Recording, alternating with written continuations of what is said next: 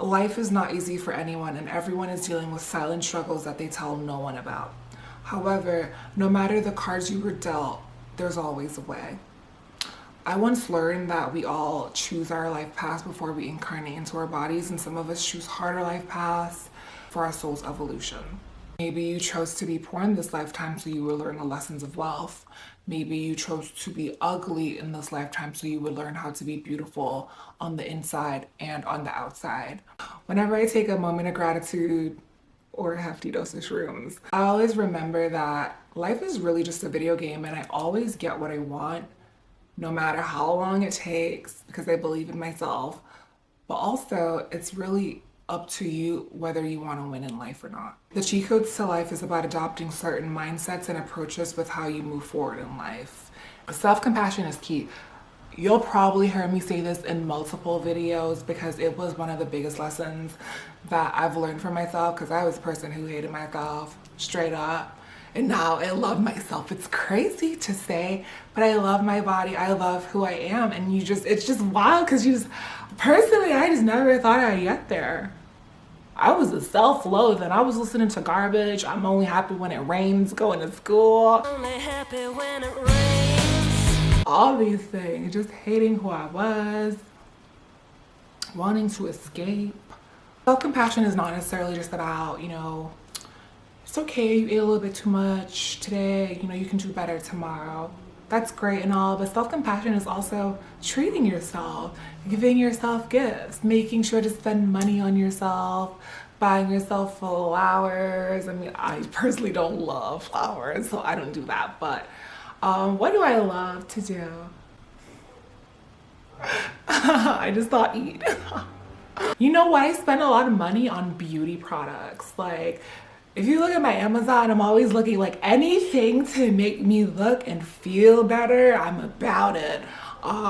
So just treating myself to like things that make me more beautiful, or like I really love, like I've been like on a little Revolve kick, and I just love a high quality beautiful dress just to have like a staple piece in the wardrobe. I love fashion, just in beauty, like anything in that realm is like some self-compassion to me. It makes me feel better about myself. So make sure to be spending money on yourself. And that's where Scentbird comes in to help you with the latter. When it comes to fragrances, I love amber fragrances with spicy notes, as those tend to be the most seductive fragrances you will ever smell. Pretty much indifferent to anything with sandalwood in it because it's similar to the pheromone that's secreted by men. So if you're a man watching this, sandalwood is the way to go. You're gonna be like a chick in Mad Magnet, depending on whatever floats your boat. Scentbird is a fragrance subscription that allows you to choose new designer fragrances for just $17 a month. And if you try Scentbird, you won't have to spend upwards of $100 to $300, sometimes $500 on a designer fragrance. Scentbird offers an affordable subscription that's easy to cancel or skip a month for a hassle-free experience. Every month you get to choose the scents that you want to try, so there's no surprises coming in your package. And they come in these little cute chic travel size vials. Wow. With each fragrance, you'll be getting a 30-day supply, so you'll be able to really test out your fragrances before committing to spending on a full bottle. I've got this one right now. Oh my God. Scentbird has over 700 perfumes and colognes to choose from, including designer fragrances like Gucci, Prada, Versace, or indie fragrances like Skylar Heretic or Confessions of a Rebel. They're very simple and easy to open. You turn the knob clockwise until you hear a click, and voila. Okay, let me show you what I got. Okay, so I got a total of 4 fragrances this month. I got Avant by Quintessence, Rosa Nobile by Acqua di Parma, 7 Summers by Dime Beauty, and Confessions of a Rebel, Get a Room. It was so hard to choose my favorite. As of 2 days ago, I thought Avant by Quintessence was my favorite. It's more of like a luxury. It's a floral amber fragrance, so it's right up my alley. And I thought that was my top one, but I just sprayed the 7 Summers by Dime Beauty and it's permeating the atmosphere. I am, wow. Oh, it's still in there. Okay, so as of today, and my mind changed because yesterday it was Avant by Quintessence. I wore it all day, had amazing lasting power, but I just sprayed this twice and it's just, delectable. But I like to wear the Acqua di Parma again. Oh.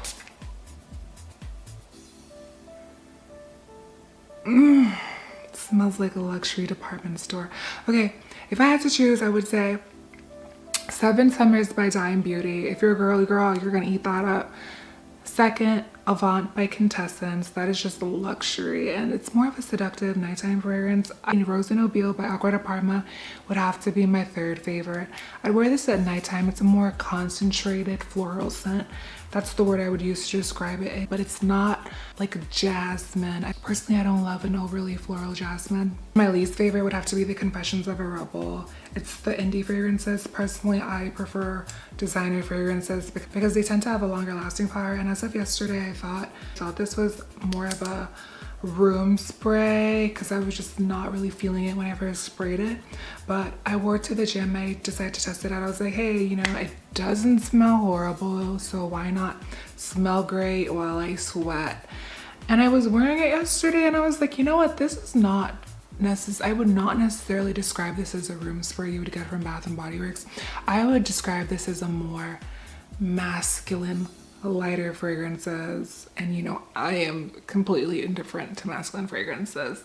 Make sure to use my coupon code Carmelita55 for 55% off. Your first month is going to be a little over $7 instead of $17, and Scentbird is available in the USA and Canada. Forgiving yourself for your mistakes because you did not know any better. I feel like being in your 20s is the most detrimental age, and they try to make it seem like it's your golden years, like, and then you're not valuable by the time you're 30. But you really just don't know as much. I was extremely smart when I was like 21. I know I'm making myself seem so old, but I'm really not. I'm still in my 20s. But I'm way smarter than I was when I was 20 and bitch way prettier. Like, girl, I was hit at 20. But self-compassion for yourself. When you've gone through your life being made to feel not the best by your parents, your family, getting called a black sheep of your family, getting made fun of by your peers, your relationships, and then you have low self-esteem on top of it and you're making fun of yourself, when are you going to give yourself a break? You know, are you really going to go through your whole life just hating your body and hating yourself? You're an abusive person. Anyone who like, and it has to be said that way to you, if you're berating yourself, if you're like just hating on yourself, and I was this person, you really are an abusive person. There was like a switch in me, and I would say like, I remember just like dating and like having men tell me, you know, you're too tall, you're too fat, you're too thin, you're too this, you're too all of that. Being younger and just like just hearing all of that, it kind of does impact you in a way and kind of molds you. But I remember I just had a shift in my head where I was like, oh my God, these men are so weird. There's something wrong with them, and there's nothing wrong with me whatsoever.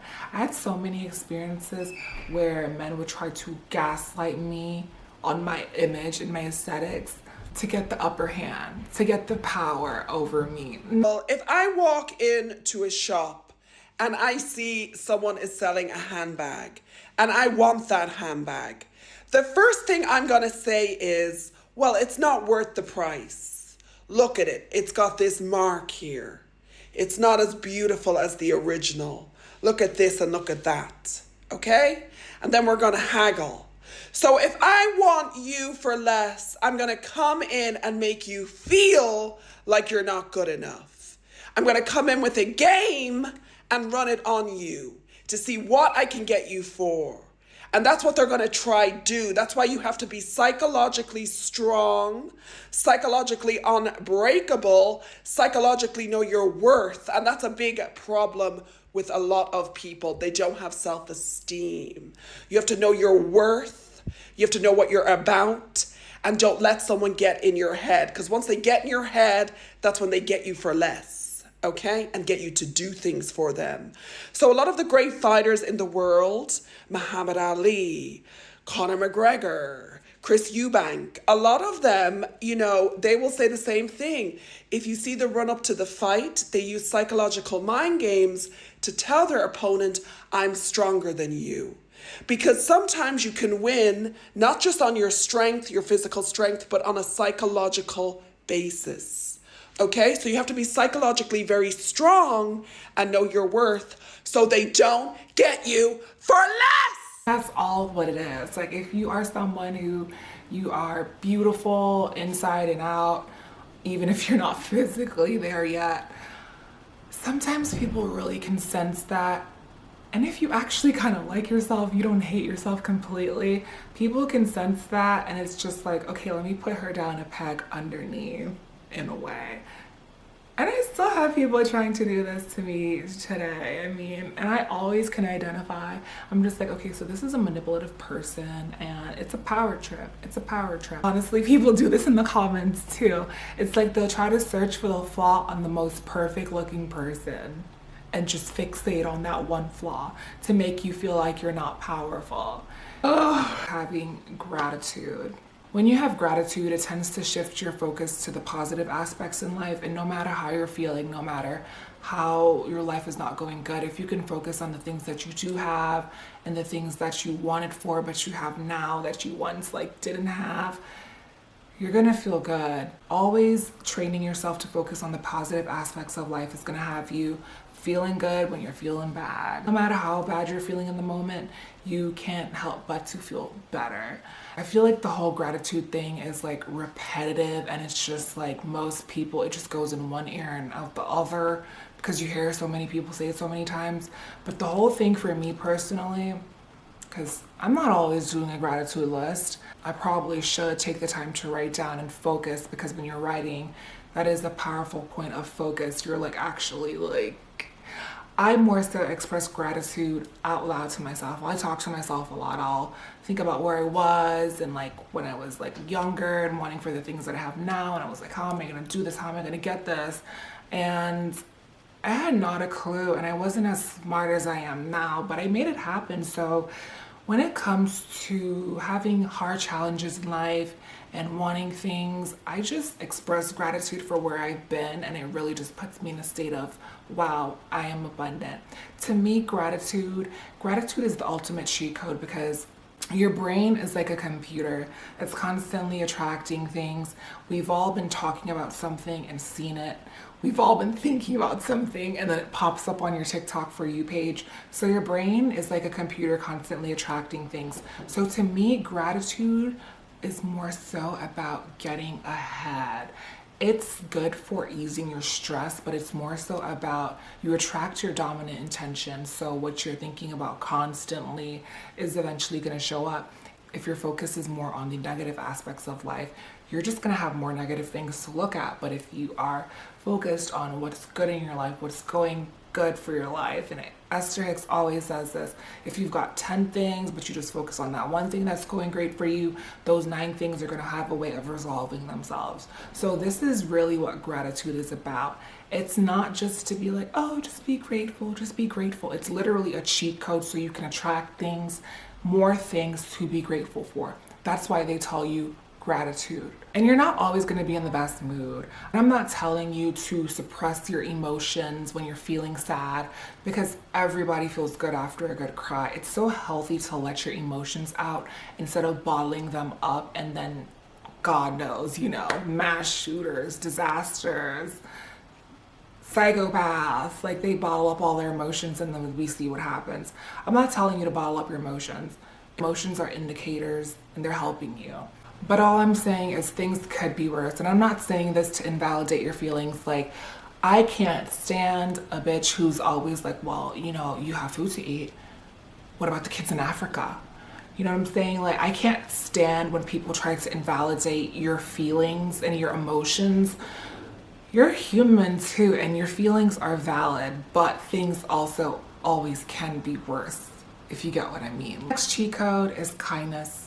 I know this all sounds corny, but there's so many shitty people in the world. You're going to be coming across egomaniacs, pathological liars, jealous losers. There's so much negativity in the world that you're going to be facing. And honestly, as a kind person, it's not fun to have to encounter those people, but being a kind person is going to set you apart so you can attract genuine and fulfilling relationships with other kind people. And the quality of your life experiences boil down to the quality of the relationships you have, the quality of the experiences you have. Guess what the longest study on human happiness found? Harvard found that it wasn't the amount of money that these people made, it wasn't the dream job that they got, it wasn't the yacht, it wasn't the mansion, but guess what? These researchers found that led to living the happiest and the best life that you could. These researchers found that it was the quality of the relationships in your life. That was the number one thing that came to being happy. Humans, we are social creatures. We're not meant to be alone. I mean, I am an introvert. I like being alone, but if I'm alone for too long, I seek to have companionship and comfort because people add value to your lives. And having great, genuine, fulfilling relationships in your life it's the best because it always helps you to see things from a different perspective. Being a kind person, it comes back to you. A lot of people will be like, don't be too kind, don't be too this. And of course, you're never gonna want someone to walk all over you. No one wants to be a doormat.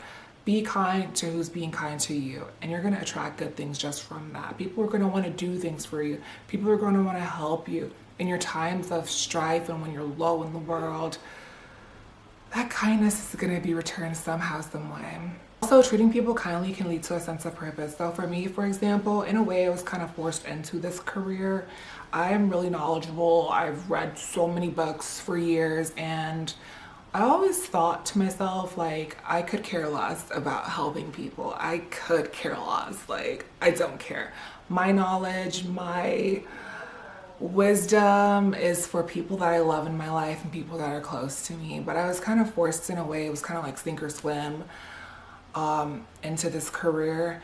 And now I'm impacting so many people's lives with these videos. And in a way, it has given me a sense of purpose and fulfillment. Like, I know, and if there's anything, I've been watching Final Destination. Oh, if there's anything about that movie, it gives you gratitude to be alive because you just never know when you're gonna go. And I finally can leave the earth knowing that these videos are gonna be here, and when there are many people that actually love me and I've changed their lives. It's a nice feeling.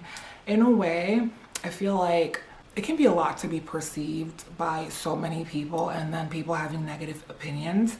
But when you're knowing that you're impacting so many people on a broader scale, it's fulfilling. I remember in 2019, when I was really diving into spiritual knowledge because I was really alone, I remember I had these angel cards and I didn't know what my life purpose was. And my angels were like, you're a public speaker, you are a writer, you're gonna be writing a book, all these things. And I was like, public speaker? I'm like, I hate being in public. But look at me, public speaking from the comfort of my home, introvert, no one around. So I would say being kind has given me a sense of purpose. I would say I don't have to do these videos, but in a way, like I said, life kind of forced me into it. The next cheat code to thriving in this video game we call life is being mindful.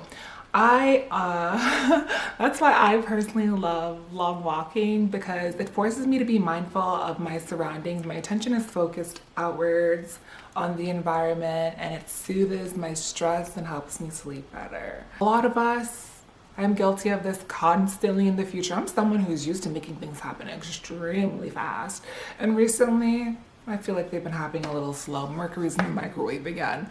I can't help but to always just think about my goals and being where I want to be and when I get there and everything. But literally just being mindful and present in the moment allows you to know that nothing is wrong. Nothing has gone wrong. You're depressed because you're either focusing on the past or the future and not the present moment. Because in the present moment, things ain't that bad, girl. They ain't that bad. And you're just tripping. Literally focusing on the future can literally put you in a state of stress. You're like, what am I gonna do? What am I gonna wear? Oh my God, I don't know how I'm gonna do this. I don't know, blah, blah. And then you're constantly in the future, and you're forgetting about the things that you once wanted before in your life that you now have that you're taking for granted. They're just a part of you now. You don't think twice about it, but at one point in your life, you were like, oh my God, if I only had that. This is what you're forgetting, and this is where gratitude comes back into play. It'll just make you a happier person. The human experience, get what you want more, You get the perfect body, now you're fixating on something else. You get this, and now you're on to the next. That's the human experience. You're gonna be the happiest if you're able to really appreciate everything you've gotten in life and where you've come from. So always being mindful is really gonna help your anxiety and stress. Like, let's do a deep breath. Breathe it out. Yeah. It's gonna really help you out. Knowledge is power. Learning. I'm a person who, it's just my zodiac sign. We're analytical in nature about everything to a deep level. That's why I'm able to make these videos, because bitch, I be observing. I'm a person who has been learning at least one thing a day, and we're in the information age, so I feel like you probably learn a lot of things on your TikTok For You page. Like, I just learned that it was so easy to make butter. You just literally put heavy whipping cream in a jar, a little salt if you want, and then shake it or churn it. And I was just like, it's that easy to make butter? And then the milk that separates from it is buttermilk? Learn something every day. If you're not learning something every day, you need to be, because wisdom is the defining factor behind whether you will be successful or not. The 20s, the early 20s are like the most detrimental age, because you don't know that much even though you think you know a lot. And I feel like there's so many people, and because this is the new age, there are 25-year-olds, 21-year-olds buying homes, buying houses, because they have access to so much more wisdom compared to the older generation who maybe didn't have as much technology or information or wisdom. And I feel like if you're older watching this, like a 40-year-old, 50-year-old, and you don't have a house, or you're not where you want to be, and you're looking at these young 20-year-olds getting it, don't feel bad, because you're on your own timeline. But literally, wisdom could have been the defining factor for you to be a lot more ahead in your life if you took the time to really seek out knowledge or let knowledge come to you. I'm a very curious person, so I'm always going to be trying to find out about things, how things work. And oh my God, my stomach. But okay, there was so many things, and it's just my ADHD. I have ADHD. And if you got that, you know how that works. But there's just so many things. Like, I remember living in the city, and my meal every day was at some point, it was rice and beans. It was affordable, or eggs. And literally, I could have just got a rice maker for the amount of time I was just making it on the pot. And of course I knew a rice cooker existed, but in my mind, sometimes when you are dealing with ADHD, things seem like a lot harder than they actually are. There's so many things. Instead of just getting the knowledge or just really thinking rationally about things, I'm a person who always tries to a lot of assertion, let me just do this and make this happen. And sometimes I put myself through a lot more harder work than needed to be if I just sat still, thought about it, acquired the wisdom. A lot of people post so many questions on the internet that should have just been Googled. Real talk. Taking the time to really learn and acquire wisdom. I always say this, knowledge is power, because honestly, looking at my peers and looking where they're at and just observing them, and I'm just a lot of people are so delusional. I am far from it. I am far from delusional, and I know that because I don't be telling myself stupid stories. I don't like something, I'm gonna fix it about my life. I'm not delusional. You know what a lot of people like to do? A lot of people want to be beautiful, they want to be wealthy, but they don't know how to access it, and they don't believe how they can access it. So instead of acquiring the wisdom to access it, watching a Carmelita Fox video, they just hate on people who have the things they want, and they go about their lives being miserable and hateful and radiating outwards. And the kind of people watching this, they're coming at us, and we're just oh, child. I've had friends that just complain about the same things over and over again, and been complaining about it since 2017. Hasn't done anything, hasn't changed anything. But here's the thing, some people just want to play the victim. Some people don't actually care about making changes in their life or efforts in their life. They just want to be a sob story. They want to get attention for being a victim. And that's why when I'm talking to someone who obviously I just know they're not going to do anything in their life and they're just talking and talking and talking, I just don't care anymore. I'm just like, well, you're not going to do anything. You're not going to change anything. So, I mean, you don't want to change anything. You must all love being ugly. You must all love being fat. You must love your circumstances so much because you're not doing anything to change it. There's always a way. It's not that you can't. You feel like a lost cause. Acquire the wisdom. Knowledge is here. TikTok is here. A Google search is here. You can find a way. I remember just feeling like I've been suicide. I mean, I'm not gonna say all of us, but I've been suicidal before. I remember just like wanting to take the easy way out. And you know what? I didn't. I acquired wisdom. I kept getting knowledge. I got better. I got better in my life. So if you don't acquire the knowledge that you need, if you're not constantly acquiring wisdom, your life is just gonna be a lot harder, I guarantee you. The next cheat code is having resilience. I feel like everything that I've gone through in life is like the signs are always there. Like I said, I kind of was forced into this career. Like I would have never did this if I wasn't like I felt like I was forced to do it. I was like, what am I gonna do? Let me start posting. Now that I'm here and then, I've gone viral a couple times, been like talked about on blogs and just like rumors have been made up and like nasty things. None of them here. It's a different experience, but literally, I've had worse things said to me. I've said worse things to myself. I've had worse things happen to me and said to me than a bunch of nasty comments. I've read it all, I've heard everything about me, and honestly, it's all prepared me for what I'm doing right now because it's not easy to sit on camera and then have everyone judge you for how you look, how you speak. Oh, well, what about her horrendous one? Like, whatever.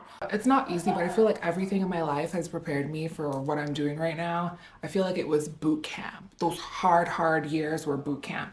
You know when a year starts and you're like, this is gonna be my year, things are gonna be different, things are gonna be better, and then it's the worst year of your life. I've had that happen a couple times where I'm just like, yeah, like good intentions and everything.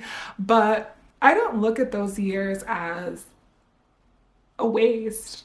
I left those years with so much embedded lessons for the rest of my life. I cried so much in 2022. That was such a hard year for me. 2019 was even harder, and I was like, if I could make it out of 2019, bitch, I could do 2022. But I was constantly crying in 2022 all the time. And you know what? I look at like those hard years as like a crash course to get you to where you need to be. I feel like when you hit rock bottom, it's nowhere but up. And if life is hitting you hard, bitch, like bow, bow, bow. If it's hitting you while you down, like, let me step on her a little bit.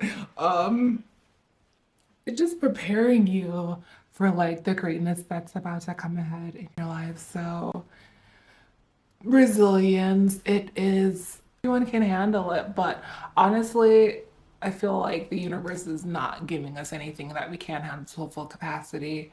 Resilience is so important because any challenges or setbacks in your life, or Mercury is in the microwave again, and things are not moving smoothly, you understand that it's only temporary and life does get better. I mean, I feel like if you've been alive a little like longer, you just know that things always kind of have a way of working themselves out. So having resilience is a cheat code to life because it's only a temporary human experience. We're not going to be here. We literally don't have the gift of knowing when we're going to be going. So, honestly, it's all about just having a fulfilling life experience. If you're going to be here and if you're going to do it, you might as well like have some fun with it, like make it fulfilling. Like every move that I've made in my life has forced me into some uncomfortable, shitty situations. But I got what I needed, and I went, I got what I needed. I'm here now. Things are a lot better in my life. And even though I'm not where I want to be, I know I will be there because at one point I wanted to be here. So having resilience, your life is going to get better. And this is something that has really stuck with me after reading all the Abraham and Esther Hicks books, something I will always remember is the natural state of your life to get better with time. That really stuck with me because your life is naturally meant to get better as you progress. And I can't say even with those harder years in between, life has gotten better. It's a lot better. I'm a lot less stressed. Like I think I started losing hair in 2022 because I was under so much stress. I don't even think I realized because I just was just like wigging it and just like whatever. You gotta keep your faith strong. You gotta keep your faith strong because that's gonna get you through when life is just crumbling you down. And the thing is, if you just stay in that negative, nasty vibration forever and for so long, things are just not gonna change for you. Sometimes the universe will take away everything you have and make you hit rock bottom, so you have no choice but to be thankful and grateful. Like, I remember I was on the anti-Ds and it was just giving like, oh, that happened. Okay. Not okay. I mean, okay, like, hit me with some more. I just don't care.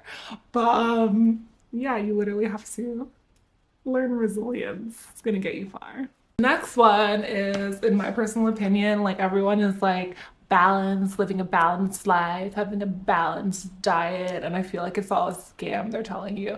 I feel like life is a counterbalancing act. I learned this in this book. It's called The One Thing.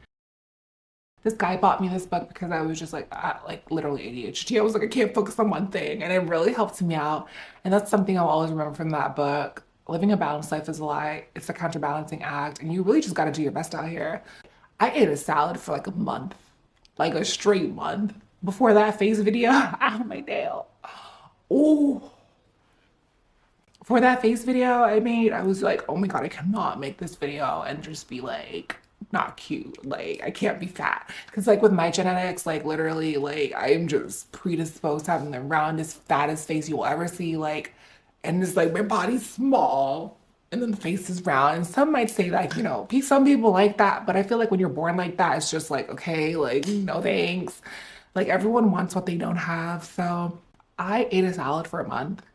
I worked out. I was really healthy. I was really strict with it. And then I cracked in like February and I like bought a salad from the grocery store and I just literally couldn't even force myself to eat it. It's a counterbalancing act. I'm not going to be eating salads for the rest of my fucking life. Like, that's crazy. But yeah, it's a counterbalancing act. Sometimes if you want to be excel in one area of your life, then you're going to have to put another to the curb. Next one is having a sense of purpose. Having a sense of purpose is gonna give you the fuel you need to keep going because, like, sometimes it's like, what is this all for? Me on a spinning rock? Like, can I check out now? But having a sense of purpose is gonna keep you going. Like, one of my friends, like, she'd be like, you know, if my mom goes, I just don't have nothing to live for anymore. Like, I just, like, she was the only one there for me, blah, blah, blah. And I'm like, girl, you need to find another reason to live other than your mom. Like, you did not work this hard in your life, gotten to where you wanted to be, to just give it all up. And honestly, the thing I feel about suicide, low key, is like, I feel like you're gonna have to reincarnate and do it all again. Like, do you really want to do this all again? Like, no thanks. I feel like you should be your sense of purpose. You know what I mean? Like, are you happy? How about we get you happy? How about we feel good about yourself and your body? Like, sense of purpose should not be another person. And I know you can be so depressed and you're like, oh, I just gotta take care of this kid. Like, I just gotta be here for this kid, even though you're feeling so sad. Like, that cannot be your only sense of purpose. Have your happiness and your fulfillment be your sense of purpose. Sometimes what you're meant to be doing is right there in your face. It's right there in front of you, and you're just afraid to see it. Maybe it's not time to see it yet. Maybe because realizing the capacity of what you're meant to do might be a little overwhelming and, you know, set you off the track. But I feel like the signs are always there. When you look back in retrospect, you can always see how things were kind of lining up. Like, I met the right people at the right time to like start posting on social media when like I was like moving on from another part of my life. Anyone who has had a spiritual awakening can always, my sister be cackling. LOL. I feel like anyone who has had a spiritual awakening can see how things were lining up in retrospect for them. I feel like, you know, not everyone is a spiritual person. Not everyone cares about that. They don't prioritize that. Honestly, and I feel like some people, they're a little scared to realize how that there's an invisible world out there helping you. There's an invisible world around you to help you. You need to learn how to connect with your guides and your invisible helpers. When I lived in Chicago in 2019, I was feeling really, really lonely about my life, and I didn't really know anyone there. And I was in a situationship, and he was playing games, and it was just like it was just not a good feeling, girl. It was just not a good feeling. I remember I would really dive deep into spiritual knowledge because it just really fascinated me at the time. I mean, it still does, but I would do something called Tea Time with the Angels, where you just make a cup of tea and you talk to your guys out loud, and maybe you have your cards or whatever. But I remember doing Tea Time with the Angels one night, and I was just like feeling really lonely, and I was talking, and I was just like, I remember learning that like some of us, we have like a team of like invisible helpers, like some say hundreds of like guides. And actually, I just read a book. It was really insightful on the invisible spirit realm. I remember just like feeling so lonely and just like I'm like, is this really true? Like, is it really true? Like, I have a bunch of like angels or like around me. Like, is this real? And girl, I changed the song I was listening to, and Babel Gilberto all around came up. You're not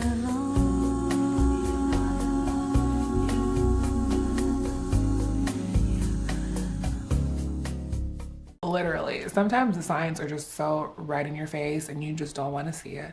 After that, I just cried because it was just like I've been through so much horrible things, and just to think that there was always something there just guiding me and with me during those horrible times because oh my god, they were so bad.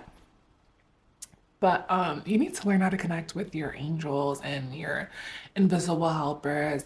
You need to learn how to meditate. And personally, my meditation is a long walk. It's when my thoughts are clear. It's when it's a lot easier.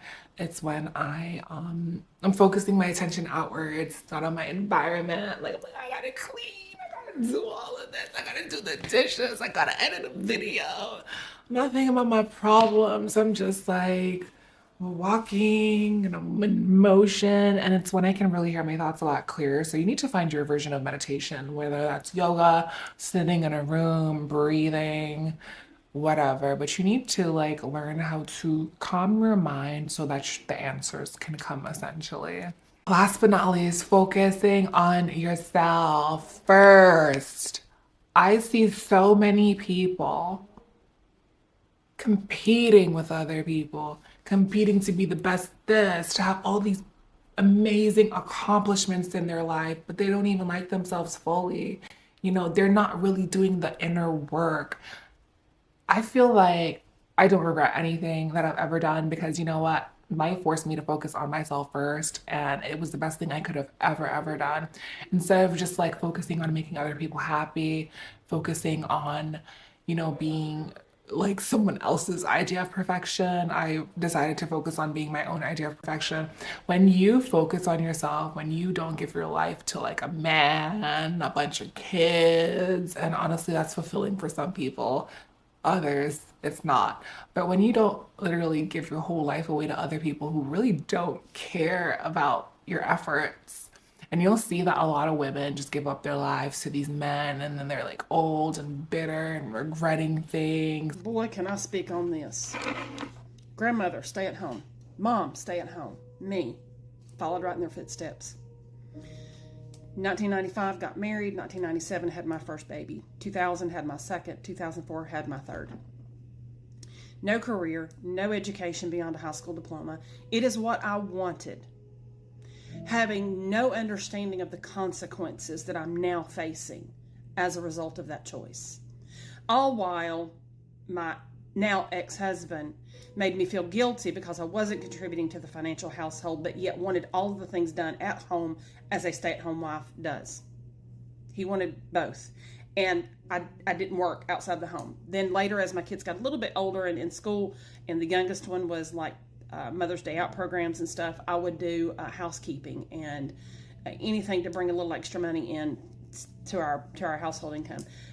But yeah, no education beyond a high school diploma, no effort to make any kind of career moves moving forward. And then fast forward to 2016, we're divorced, and I'm starting at the bottom with no job experience, even though I had managed a household albeit sometimes the financial part was very poorly. That's a whole nother topic.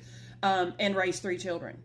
And now I'm 49 years old and I'm struggling financially because I don't have 20 years of work experience on top of the most recent 10 years. So I should have 30 years of work experience. Don't have that. I have 10. Now my job is being eliminated at my current employer.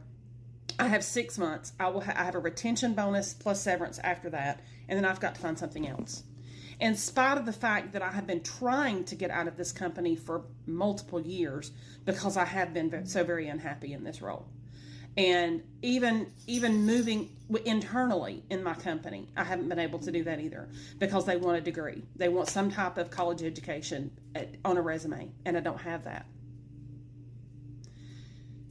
Being a stay-at-home mom is both rewarding and extremely sacrificing. My girls, I was always there for them. Got them to school, got them home. They rarely had to ride the bus. Doctor's appointments, piano lessons, sick, I was home. Anytime they needed anything, I was their caretaker. Their dad was there. He was not a terrible dad. He was supportive as a parent. Although when I wanted to go do something for myself and get out and have some fun with my friends, I was always, I got to stay home and babysit kind of thing. No, these are your kids. You're not babysitting. You're parenting. At the time, I didn't have that verbiage. I didn't have that vocabulary because I didn't understand that what he was saying was not okay because it's what I had known all my life. My mom stayed at home. She didn't work outside the home until she was older. Then my dad died at 54 years of age and left her a widow. For the next 20 years, that woman struggled. So whether it's divorce or death, trad wives, we're in this economy especially. Our parents did not experience the same thing that we're experiencing in the 80s. The job market, things were so much better in the 80s than it is right now. Yeah. So if you're going to be a trad wife, and if that's what you want, and again, that is what I wanted, but it's also all that I knew, and I did not have a college education, and for me to try to work and pay daycare, it was pointless because I wasn't making enough money to justify paying for the daycare.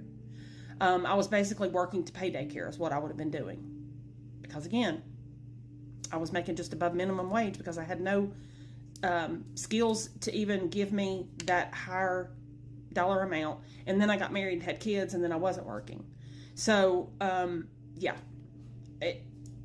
If you're going to be a trad wife, prepare yourself. I wish I had known then what I know now. I wish I had had people like me telling me what I'm telling you now. Don't rely on your significant other to take care of your needs forever because shit happens. If you're that person, what did you learn during that time? Whenever I feel regret, like for that situationship, I learned so much. I never thought I'd be the girl to fall in love crazy and just be like thinking about him like a dummy all the time. And I know that's like a sign of being in love, like obsessive thinking. I never thought I'd be that girl. And then it happened to me. And, I don't regret it. I could sit here and think like, oh my God, if I didn't do that, blah, blah, blah, I'd be here. But I don't regret it because I learned so much about life. Like if I can sit back and think about those hard years and like how I felt, I just think about, well, what did you learn? Because it made you a better person today. I feel like no matter how much like you bought a house, you did this, you did that. If you don't like yourself at all, like you don't love what you see in the mirror, you're not content with yourself, you'll never really be happy. Focusing on yourself first before you divulge your energy and attention outwards to other people is just, you're always going to be winning and happy. There's literally so many women, so many divorced women who give their lives to these men and they like sell marriages. I'm not trying to sound like a marriage hater or nothing. If you want to be married, that's good for you. I'm not selling marriage. It's like, I'm not trying to be that person who's like, marriage, it's a scam. It's they trying to enslave women. Like, but honestly, it does benefit men more than it does women. And there's so many women who give up their lives for men. They don't work. He scams them into not working and then leaves her. And then she's like, shit, out of luck. And feeling like horrible about herself, She kind of let herself go, gave her life to this man and these kids without focusing on herself first. I don't care if you're single until you're 40. I don't care if you've never had a boyfriend until you're 40 or 50.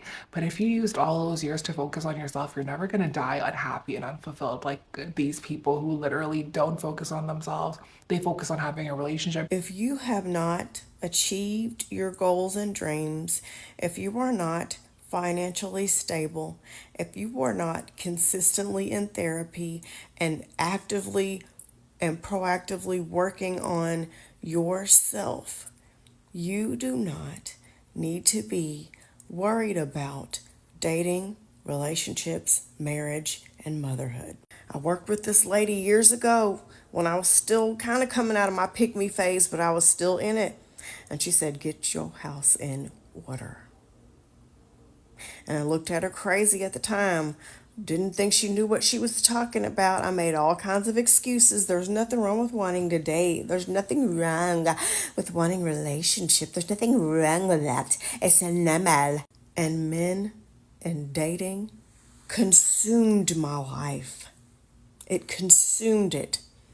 I wasted so much time worrying about some man, making a relationship work. What do men want? What do men like? How to get him to text you back? How to get him to call you? Well, if I do this, then he might like me more. Well, I don't want to do this because it might piss him off. And when am I going to find the one? And am I ever going to get married again? And all the countless women who, I've been doing this for quite some time now.